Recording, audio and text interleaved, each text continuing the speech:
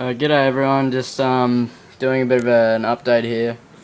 It's been a very long time since I've done a video, especially about the Magna, and that was gone a long time ago. I sold it to a guy who actually ended up getting it eventually roadworthy, and it was at a, a pretty substantial cost, so yeah, I'm glad I sold it. But I've had two cars since then. I've had a 92 VP Commodore and another 92 VP Commodore, both of them.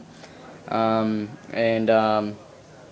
now have got this 93 Series 2 Executive VP, of course. Don't ask me why I have so many VPs. I do not know. I just keep buying them. The only issues with it really are the pads. The brake pads are a bit worn. These dash lights don't show up. I'm getting that looked at. Apparently someone's put a wrong dash on there, and that's the issue.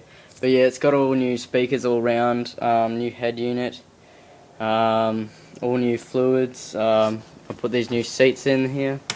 I've taken the tint off where it was bad and peeling. I've replaced the rear window.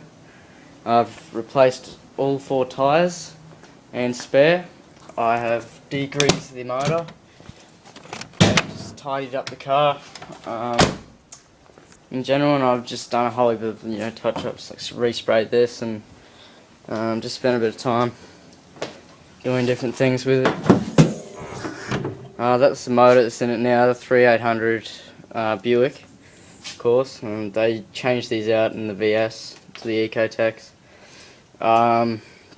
These are really strong motors, and they're really reliable, good motors.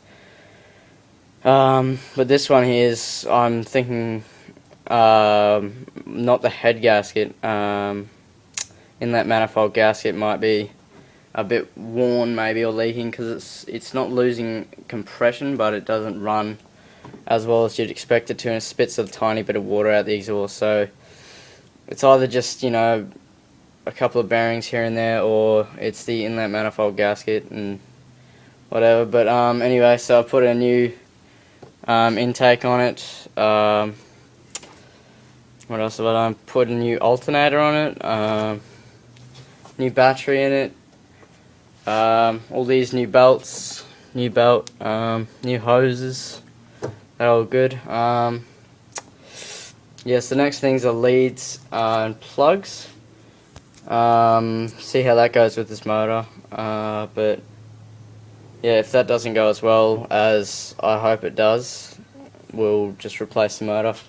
I've got a spare motor sitting over there because one of the VPs I had actually took apart and sold it for scrap. But yeah, so that's what it looks like now, and it looks a hell of a lot better. I polished the shit out of the paint.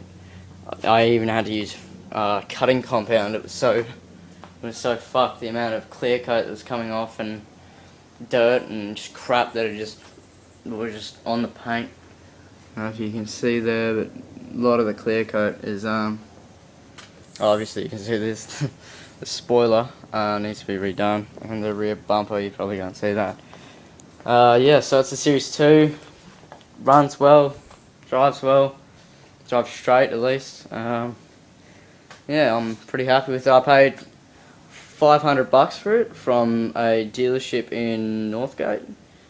I saw it on Gumtree, and yeah, went around there just thinking, maybe just have a look at it, and bought it first up. So this is the spare motor I've got that will be going into it. There's covers and shit on it. That's the spare motor there. I've done a bit of painting on it. It's probably not the best, but just a motor. Yeah, so another 3.8. This one's done 400,000 Ks, but I swear to God it's been reconditioned, because when I drove the car before we took the motor out, it was fucking crazy. It had a limited slip diff and it was fast.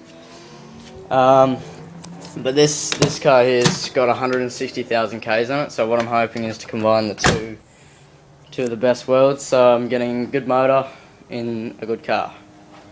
So yeah, and then you have success. And eventually, hopefully, I'll get some chaser hubs. Just need to save like 50 bucks.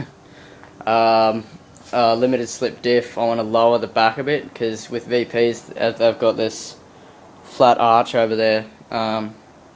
You can make it look really cool if you lower it, because the wheels can actually go up into that arch quite a bit. So I don't want to lower it too much, but I want it to lower it, to be lowered. So yeah, so it's brake pads and that electrical problem for roadworthy pretty much.